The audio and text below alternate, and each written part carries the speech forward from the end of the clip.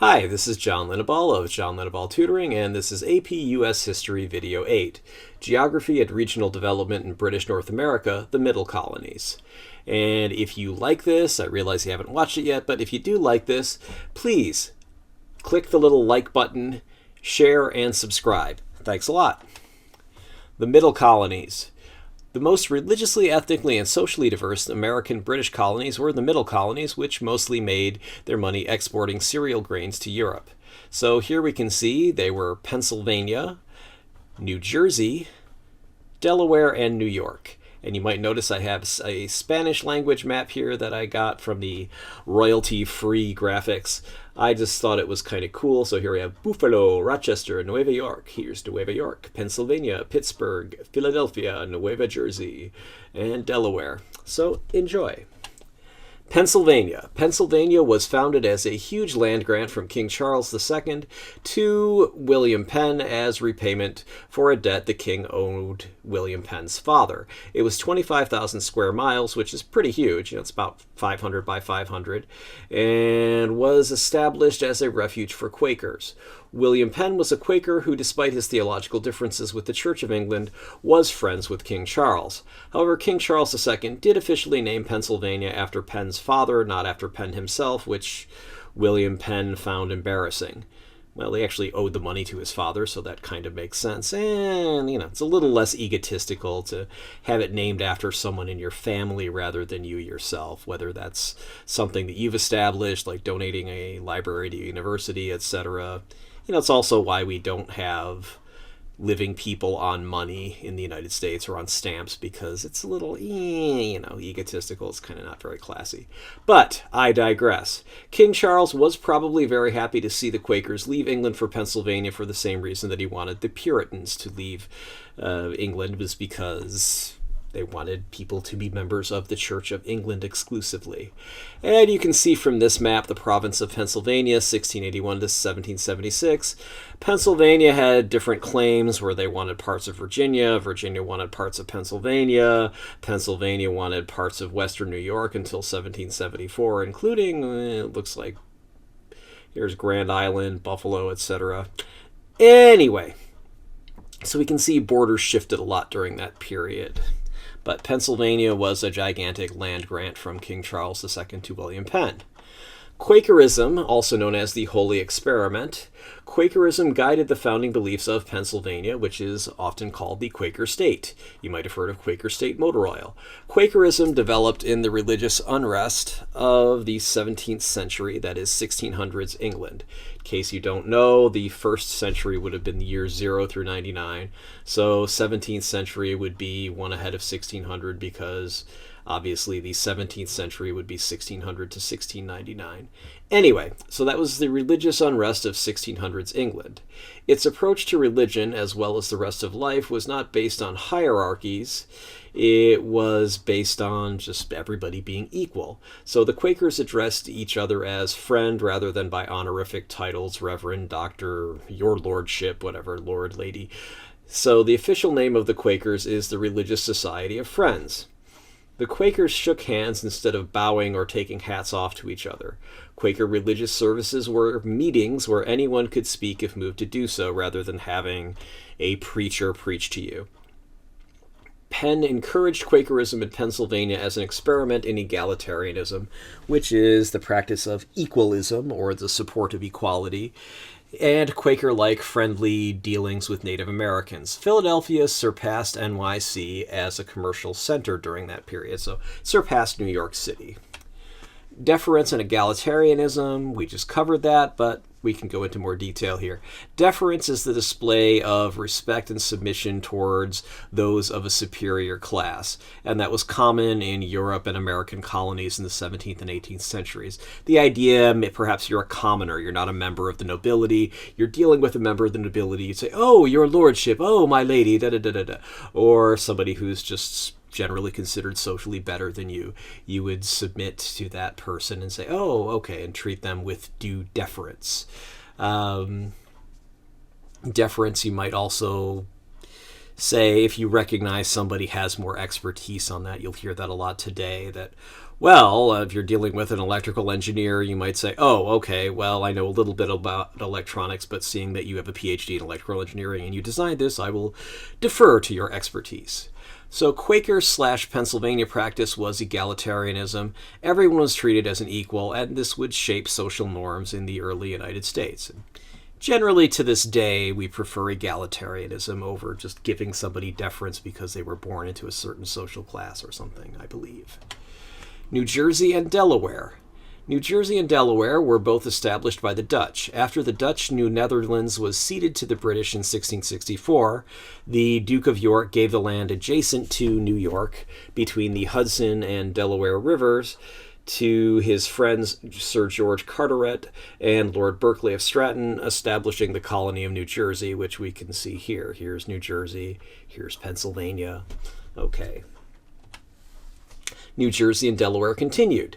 Delaware was first settled by the Dutch in 1631, but Native Americans killed all the Dutch settlers in a dispute. Swedish settlers then established a colony and trading post in Delaware at Fort Christina, which is now Wilmington, Delaware, in 1638. The Dutch then established a fort at the same location in 1651, taking over the colony and making it part of the New Netherlands. And here we can see a little plaque that's in Wilmington, Delaware. So the landing of the Swedes. It sounds like some kind of weird documentary film. Anyway, in late 1637, the New Sweden Company sent out its first expedition to America to establish a Swedish presence in the New World. Sailing in two ships, the Katmar Nyekel and the Fogel Grip, I guess. The expedition landed near this site in March 1638. Under Peter Minuit's leadership, Fort Christina was erected to protect the new settlement. Named after Queen Christina of Sweden, the fort was home to approximately 25 colonists. It was the first permanent European settlement in what is now the state of Delaware. Fort Christina served as the new colony's administrative and commercial center as the Swedes expanded their influence throughout the Delaware Valley. Known as New Sweden, the colony was conquered by the Dutch in 1655 before the English took over the region in 1664. Today, the city of Wilmington traces its roots from this first settlement of the Swedes. So, when New Netherlands was ceded to the British, the Duke of York gave Delaware to William Penn as part of Pennsylvania. In 1704, Pennsylvania's lower counties, that is Delaware basically, developed its own representative body, becoming essentially its own state, separate from Pennsylvania. New York. New Amsterdam was ceded by the Dutch to the British, becoming New York, if you've watched my previous videos or understand that much history. New York functioned as a commercial port similar to Boston, Philadelphia, etc. New York City's economy depended upon slavery much more than other northern port cities, however. By the mid-1700s, New York City had a larger slave population than North Carolina, but less than that of other southern colonies. Just before the American Revolution, New York City's 3,000 slaves comprised 14% of the population. So that was not a very populous city. That's, just judging by 14% being 3,000, we could take a look at this and go, hey, here's, 3,000 divided by 0.14, 14%.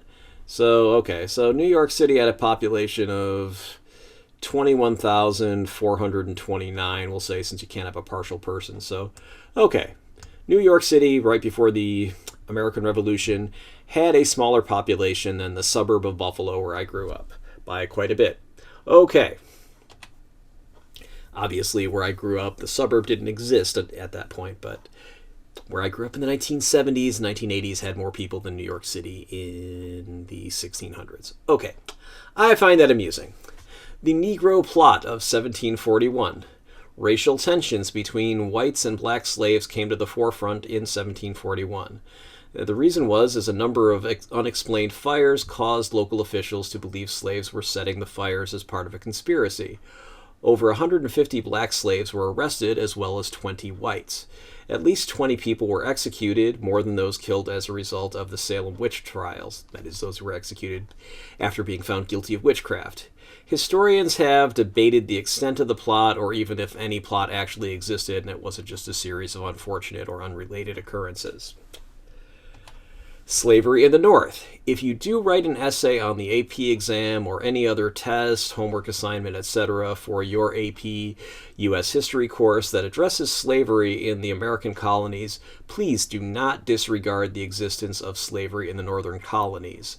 At one point, slavery was legal in all 13 original colonies, including the northern ones. Northern slaves were often sailors, longshoremen, domestic servants, of course, because slaves everywhere were domestic servants, and assistants to artisans. Artisans means craftspeople, not artists. So think of somebody who bakes bread or is a blacksmith or something. That's an artisan, as opposed to an artist, like somebody who makes paintings or sculptures or something. So slavery was never as widespread in the North as in the South, but it existed in the North. The main difference is the South needed many more slaves for agriculture, to pick cotton, to harvest tobacco, etc., whereas you had a slave in the North, it might just be somebody who's a blacksmith's apprentice or somebody who was a sailor or a longshoreman. I guess I shouldn't say blacksmith's apprentice, because that sounds like that person was going to go out and become an independent blacksmith, which might or might not happen. Probably wouldn't happen if they're slaves. Anyway, let's move on. Did you find this video useful? Please like it and subscribe to my channel. Neither action costs you anything. You'll be alerted about my new videos. Why do I care? Well, it's really simple. The YouTube doesn't let me share any ad revenue unless I have 1,000 subscribers and 4,000 hours. That's 240,000 minutes of view time in a year. And yes, I said the YouTube like an old person. No, you know, the YouTube. But anyway. While many people are watching these, I don't have 4,000 hours of watch time. I also don't have 1,000 subscribers at this time. Last I checked, I had about 884. So please subscribe to my channel if you like this and you want to help me out. For the same reasons, you're also encouraged, but not only... I'll try that again. You're not only welcome, but encouraged to share links to this video, put it in playlists, etc. I'm always happy to read and respond to constructive criticism or suggestions for new videos. I'd appreciate your input. I reserve the right to delete comments from and block those who specialize in destructive criticism. You know, trolls or things that are off topic, and spammers just generally disturb people who want to post things that are way off topic in my comments. You can also hire me for tutoring. I live in the San Francisco Bay Area. I'm happy to help you there. I may actually travel to your area if you're outside the area. And of course, given Zoom and the COVID crisis and everything, I'm more than happy to tutor remotely. Thanks for watching, and my contact information follows. Contact me, Facebook. You can reach me on Facebook at www.facebook.com/LetItBallTutoring, all one word.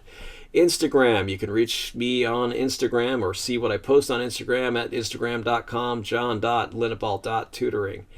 Phone, you can reach me on my cell phone, 415-623-4251. You can also text me since it's a cell phone. Email, john@johnlititball.com. Website, www.johnlititball.com or www.johnlititballtutoring.com. They go to exactly the same website. Testpreparation.locals.com. That is my locals.com site. You can subscribe to that. I promise I will actually put up some exclusive content, but right now it's the same content as what you can see on this website, YouTube, my website, etc. If you want to actually send me postal mail, John Lititball Tutoring, 1859 Powell Street, number 109, San Francisco, California, 94133. And just a final disclaimer, warning, PSA, whatever you want to call it. Note, this is not a substitute for your classes, text, etc. This video is based on Barron's AP United States History Review Book, 4th edition, and any other sources I've listed in the video description. Also, Princeton Reviews, Cracking the U.S. History Exam, Cracking the AP U.S. History Exam Premium 2019 edition is what I'm trying to say here. So those are all great sources, but if your teacher is giving you original historical sources or some other text to use, obviously read those.